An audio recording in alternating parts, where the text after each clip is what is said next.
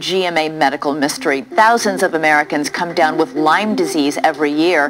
If left untreated, the infection can spread to your nervous system and even your heart. My name is Megan Webb. I live in Austin, Texas. I've been sick for since about 2004, and I started mostly with stomach issues, problems, and I was terribly sick to the point where I have an MSW, a Master's in Social Work, but I barely got through school, and my professors were just very forgiving and let me miss class, and I would only show up to take tests because I had so many stomach problems. I was in so much pain that I couldn't eat, and I lost like 20 pounds. And of course, you know, my doctors didn't know what was going on. I was seeing gastroenterologists, and he did every test he could think of. Basically just ended up telling me I was depressed. And I was having a lot of depression and anxiety. I started having panic attacks, and was developing all sorts of weird neurological symptoms, and everything sort of progressed to where I just thought, you know, I'm just depressed, and I've got some sort of weird panic epileptic thing, but they never diagnosed me with epilepsy. Until this last October, so October in 2008, I lost my job finally.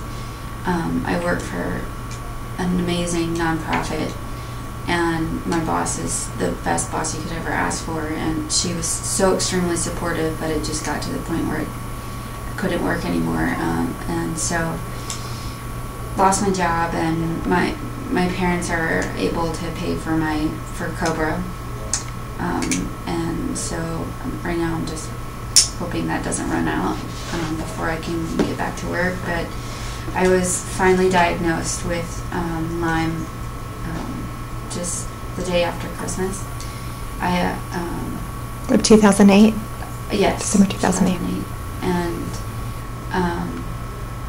I've had, I mean, since October I've been at about 5% of what I can normally function. Today's an okay day because I'm up, and I don't have migraines. Migraines were one of my worst symptoms. I have just extreme pain all over my body, my neck, my back, and my ankles are the worst of my symptoms. Besides just mental fog and not being able to concentrate or follow a line of story, which is probably why this is going all over the place, because I can't remember what I'm trying to say. But I was very lucky this last Monday. I finally went to a doctor who said to my face, "You have Lyme, I can treat it, you are going to get better." And this is the first time I've ever heard a doctor tell me that. So, you know, me and my partner, Christine, and my mom were just in tears and shocked, because we stayed at the doctor's office until 9 o'clock that night, and she gave me my first, she gave me this IV in my arm and 6 weeks worth of Recephin to start my antibiotic treatment. And it's the first time I've been able to take antibiotics because I have so many stomach issues. So I'm doing much better, and you know, I just told a story to the rest of the support group about I took my cat to the vet and found when I first walked in the door all these pamphlets to make people aware of Lyme disease in dogs. And I was so appalled and just hurt that there was such a movement to educate people about Lyme disease in dogs, and to treat and prevent this disorder from happening. And Texas was ranked as a high-risk area, and I just was really upset, depressed about that for a long time, because you know, it's just sort of putting dogs above people in Texas, and it really shouldn't be that way. So I want everyone to be able to go to this doctor that I went to, and I would say her name, except I don't want her to get in trouble.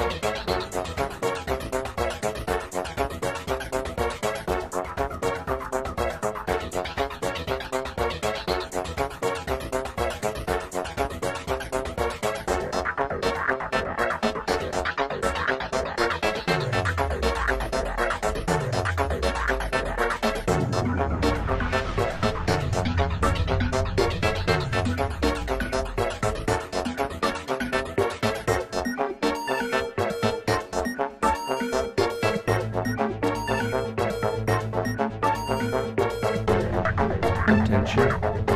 No. Attention.